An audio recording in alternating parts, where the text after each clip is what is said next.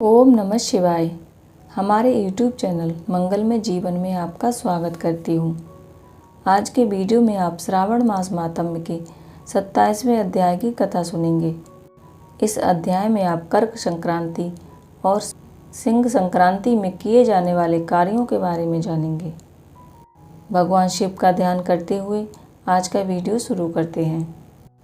ईश्वर बोले कि हे सनत कुमार, श्रावण मास में कर्क संक्रांति तथा सिंह संक्रांति आने पर उस समय जो कार्य किए जाते हैं उन्हें मैं आपसे कहता हूँ।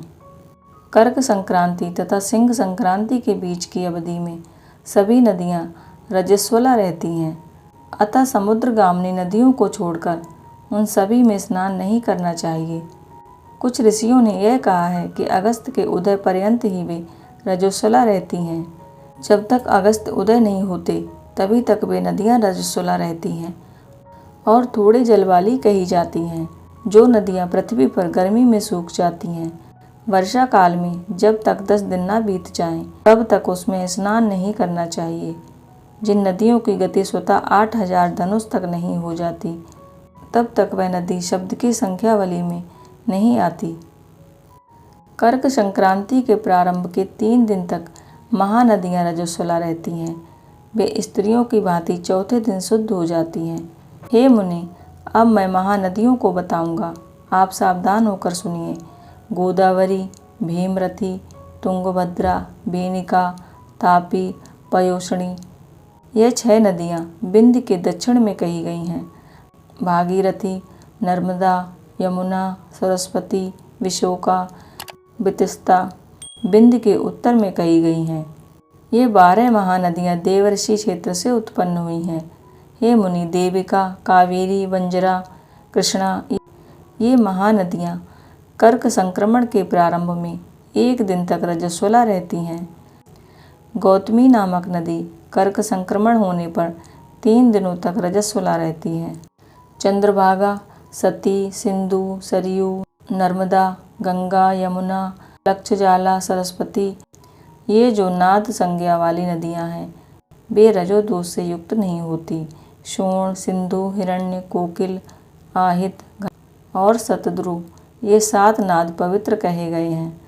धर्म द्रव्यमयी गंगा, पवित्र यमुना तथा सरस्वती, ये नदियाँ गुप्त रजोदोष वाली होती हैं, अतः ये सभी अवस्थाओं में निर्मल रहती हैं।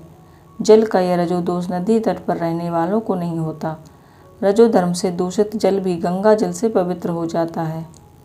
प्रसव अवस्था वाली बकरियां, गाय, भैंसे, स्त्रियां और भूमि पर वर्षा के प्रारंभ का जल, ये 10 रात व्यतीत होने पर शुद्ध हो जाते हैं। कुएं तथा बावली के अभाव में अन्य नदियों का जल अमृत होता है। रजोधर्म से दूषित काल में भी ग्राम भोग नदी दोषमय नहीं होती। दूसरे के द्वारा भरवाए गए जल में रजोदोष नहीं होता। उपाकर्म और उत्सर्ग के कार्य में, प्रातःकाल स्नान में, विपत्तियों में, सूर्य ग्रहण काल में तथा चंद्र ग्रहण में रजोदोष नहीं होता। हे सनत कुमार, अब मैं सिंह संक्रांति में गौ प्रसव के विषय में कहूँगा। सिंह राशि में सूर्य के संक्रमण होने पर यदि गौ प्रसव होता है, तब जिसकी गाय प्रसव करती है उसकी मृत्यु 6 महीने में हो जाती है। मैं इसकी शांति भी बताऊँगा, जिससे सुख प्राप्त होता है। प्रसव करने वाली गाय उसी क्षण ब्राह्मण को दे देना चाहिए। उसके बाद घी मिश्रित काली सरसों से हवन करना चाहिए। इसके बाद घी में मिले तिलों से 1008 आहुति डालनी चाहिए। उपवास रखें और ब्राह्मण को दक्षिणा दें। सिंह राशि में सूर्य के प्रवेश करने पर जब गोष्ठ में गौ प्रसव होता है, तब कोई अनिष्ट अवश्य होता है, अतः उसकी शांति के लिए शांति कर्म अनुष्ठान करना चाहिए। इसी प्रकार यदि श्रावण मास में घोड़ी दिन में प्रसव करे तो इसके लिए भी शांति कर्म करना चाहिए। उसके बाद दोष नष्ट हो जाता है। ईश्वर कहते हैं कि हे सनत कुमार, अब मैं कर्क संक्रांति में, सिंह संक्रांति में तथा श्रावण मास में किए जाने वाले दान का वर्णन करूँगा। सूर्य के कर्क राशि में स्थित होने पर घृतधेनु गाय का दान करना चाहिए। सिंह राशि में स्थित होने पर सोने सहित छत्र का दान करना चाहिए।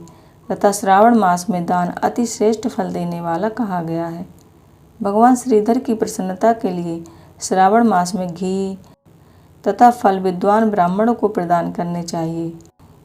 मेरी प्रसन्नता के लिए श्रावण मास में किए गए दान अन्य मासों के दान की अपेक्षा अधिक अक्षय फल देने वाले होते हैं। 12 महीनों में इसके समान अन्य कोई मास नहीं होता जो मुझे इतना प्रिय हो। जब श्रावण मास आने को होता है तब मैं उसकी प्रतीक्षा करता हूँ। जो मनुष्य इस मास में व्रत करता है वह मुझे परम प्रिय होता है, क्योंकि चंद्रमा ब्राह्मणों के राजा हैं, सूर्य सभी के प्रत्यक्ष देवता हैं। ये दोनों मेरे नेत्र हैं। कर्क तथा सिंह की दोनों संक्रांतियाँ जिस मास में पड़ें उससे बढ़कर किसका महात्म्य होगा।